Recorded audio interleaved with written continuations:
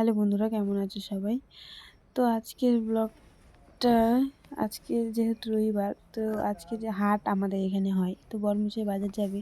তো আমাকে যে ব্যাগ দিয়ে দিয়েছে, আমি ওকে বলছিল কী কী লাগবে, তো আমি বলে দিয়েছি কী কী লাগবে। তো ওকে আমি বলেছিলাম বাজার থেকে শাক আনতে, তো লাল শাক এনেছে, কারণ লাল শাকটা খেতে আমার খুব ভালো লাগে।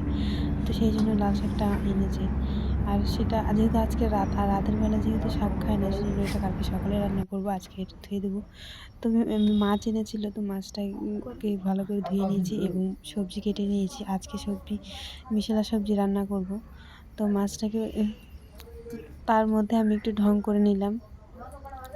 তো ঢং করা হয়ে গেলে দেখো ভাত ফুটছে, তো ভাত হয়ে গেলে মাছটাকে লবণ হলুদ মেখে নেবো। তো লবণ হলুদ মাখা হয়ে গেলে ভালো করে হাত দিয়ে জিনিসটাকে ফ্রেশ করে মেখে নেবো। তো মেখে নিয়ে কড়াই বসিয়ে দেবো। ভাত হয়ে গেলে ভাতটা নামিয়ে কড়াই তুলে দেবো। তো কড়াই তুলে দিয়ে তেল দিয়ে মাছটাকে ভাজবো। তো ভাজা হয়ে গেলে তরকারিগুলোকে চাপিয়ে দেবো। তো সব ভিডিও নেওয়া হয়নি রান্না করার, যেগুলো পেরেছি নিয়েছি। সবসময় তো আর মোবাইল হাতের কাছে ধোয়া যায় না, কাজের ব্যস্ততায়, তো মোবাইল সবসময় ভিডিও করা হয়নি। তো মাছগুলো ভাজা হয়ে গেলে তরকারিগুলো দিয়ে করে নিয়ে হয়।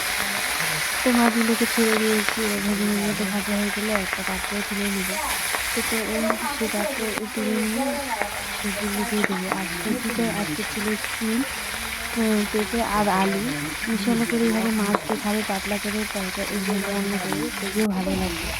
অনেকে হয়তো খায় না, বলবে ছি এরা কী খায়। তো আমরা এরকম খাই, যেহেতু গ্রামের মানুষ সব ধরনের খাওয়ার দরকার। আর আমাদের এখানে বাজারটা এতটাই দূর যে সব দিন বাজারে যাওয়া হয় না, ওই হাটের দিন হয়। আর নাহলে যেহেতু বড়মশাই সকালে কাজ যায়, তো বাজার যাওয়ার সময় হয় না, 8টার মধ্যে কাজে চলে যায়, তো বাজারে গেলে কাজ হয় না। তো সেজন্য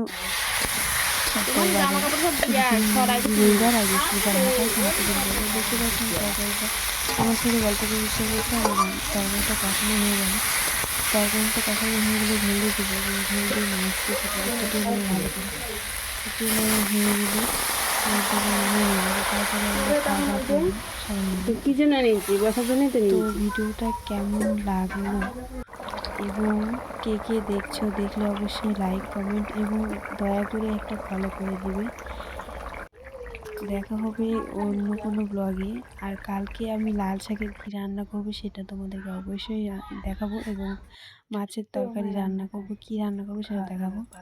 তো এখন আমাদের খাওয়া দাওয়া হবে, যে হচ্ছে দেখো যাওয়া হবে খেতে না, বসে গেছি, দিয়ে দিয়েছি মাটি ওদেরকে টাটি ভাত কিছুই খেতে। বাঁধেনি। সবাই মিলে আমরা সবাই মিলে একসাথে খাই। তো বাই বাই সবাইকে।